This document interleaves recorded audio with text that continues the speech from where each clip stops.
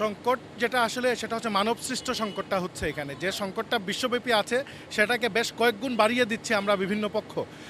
এখানে ব্যর্থতার দায় আসলে আমাদের মালিক পক্ষের কাছেও কিছুটা যায়, কারণ আমরা গত 6 দিন ব্যাংক বন্ধ থাকবে আমাদের এটা জানা উচিত ছিল, কিন্তু আমরা সেই মোতাবেক অগ্রিম পে অর্ডার অনেক পাম্প করি নাই, এই জন্য অনেকের পেট্রোল স্টক ফুরিয়ে গিয়েছে। আমাদের সাংবাদিক ভাইরা কিছু মনে করবেন না, এমনভাবে ফটোকার্ডের ছড়িয়েছেন যে কালকেই পেট্রোল পাম্প সব বন্ধ হয়ে যাবে, এটা বাস্তবতার সাথে অনেক দূরে ছিল। এর কারণে প্যানিকগ্রস্ত হয়ে আমাদের সাধারণ মানুষ চিলে কান নিয়ে চলে গেছে ভেবে কানে হাত না দেওয়ার আগেই চিলের পেছনে দৌড়ানো শুরু করেছেন, পাম্পে এসে ভিড় করেছেন, যার ফলশ্রুতিতে যে মজুদটুকু আমাদের ছিল সেটিও ফুরিয়ে গিয়েছিল। তো এই প্যানিক বাইংয়ের কারণে, গুজব ছড়ানোর কারণে এবং পাম্প মালিকদের আমাদের মিসম্যানেজমেন্টের কারণে এই মাঝখানে গত সপ্তাহে গত 2-3 দিন এই ঝামেলাটা হয়েছিল।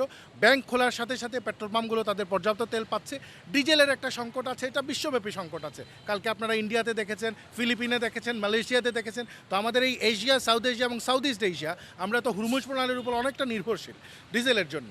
তো এইখানে এই ক্ষেত্রে এই ঝামেলাটা একটু হবে, এটা আমাদেরকে দায়িত্বশীল ভূমিকা, নাগরিক ভূমিকা অবতীর্ণ হতে হবে। যার যতটুকু প্রয়োজন ততটুকু যদি আমরা সংগ্রহ করে মজুদের দিকে না যাই, তাহলে চাহিদা এবং যোগানের সরবরাহটা সামঞ্জস্যপূর্ণ থাকবে এবং আমাদের সংকট থেকে আমরা কাটিয়ে উঠতে সক্ষম হব। অ্যাবসলিউটলি, আমার ঠিক যতটুকু প্রয়োজন আগামী 1-2 দিনের জন্য আপনারা নেন, পরের 2 দিন আপনারা আবার পাবেন। কিন্তু আমরা যদি ঘরে ঘরে ব্যক্তিগত পর্যায়ে মজুদ শুরু করি তখন এই সংকটটি কাটিয়ে উঠতে পারবো না। আরেকটি বিষয় ভেরি ইম্পর্টেন্ট, যে বাংলাদেশ সরকার ইতিমধ্যে ঘোষণা দিয়েছে এই মাসে তারা মূল্য আপনার সমন্বয় করবে না, অর্থাৎ মূল্য বাড়াবে না। কিন্তু ইন্ডিয়াতে মূল্য অলরেডি বেড়ে গিয়েছে, আগামী মাসে আরেকবার মানে সমন্বয় হবে। তখন কি হবে, জ্বালানি যদি পর্যাপ্তভাবে সরকার দিতে থাকে, এটা তেল পাচারের একটি সুযোগ সৃষ্টি হবে। তো সেটির জন্য আমার মনে হয় সরকার একটা কনস্ট্যান্ট, একটা সংকোচন নীতিতে আছে, যাতে সরবরাহটা ব্যবহারকারী পর্যন্তই থাকে, অবৈধ মজুদের সৃষ্টি না হয়। কোনো পাম্প বলেন বা কোনো ব্যক্তিগত উদ্যোগে বলেন, কেউ যাতে অবৈধ মজুদ করে দেশের বাইরে দেশের সম্পদ পাঠাতে না পারে, এটিও একটি কারণ হতে পারে তেলের সরবরাহ কমিয়ে রাখার ক্ষেত্রে। তেল পাইছি, আপনার তেল পর্যাপ্ত পরিমাণের আছে, বাট এখন 200 টাকা করে দিরা তারা আগে, যাতে সবাই তেল পায় না কি ওখানোর লাগে। এমনি না না, এটা খুবই সুন্দর একটা জিনিসটা, আসলে খুব সুন্দর। কারণ এক লগে যদি মানুষে এখন দেখা যায় আপনার মানে মানুষে 200 টাকা তেল বড়ি আবার আইরা বাসাত নিয়ে তেল রিজার্ভ করে রাখরা, পরে কইরা তেল সংকট। কিন্তু আমরা খবরও দেখি আর বিভিন্ন জায়গাত সরকারও কইরা বিভিন্ন আমরা তেল পর্যাপ্ত পরিমাণে রিজার্ভ আছে, কিন্তু মানুষে একটা আতঙ্ক সৃষ্টি করে লেগেছেন। আসলে সরকারের দোষ দিয়ে লাভ নাই, আমরা যদি সচেতন থাকি আপনার এমন দেশটা সুন্দর রাখবো।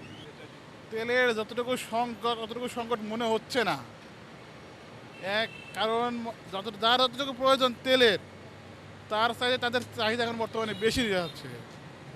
সেক্ষেত্রে কয় টাকা ভাই দেন,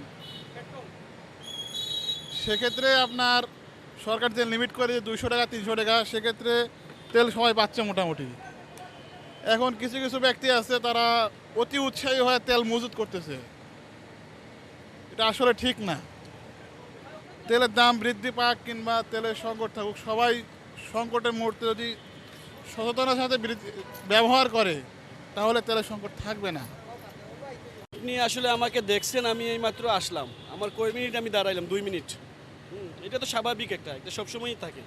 এই পেট্রোল পাম্পটা সবসময় এইরকম থাকে, 8-10টা গাড়ি লাইন সবসময় থাকে। তো আসলে পত্রিকায় যে গুজবগুলো দেখতেছি আমরা, এগুলো আসলে আমার মনে হয় ঠিক না। এগুলা খামাখাই একটা মানুষের মধ্যে হাইপ তোলা, একটা গুজব ছড়ানো, দেশকে একটা অস্থিতিশীল পরিস্থিতির মুখে ঠেলে দেওয়া, এই জন্যই মনে হয় এই জিনিসটা করা।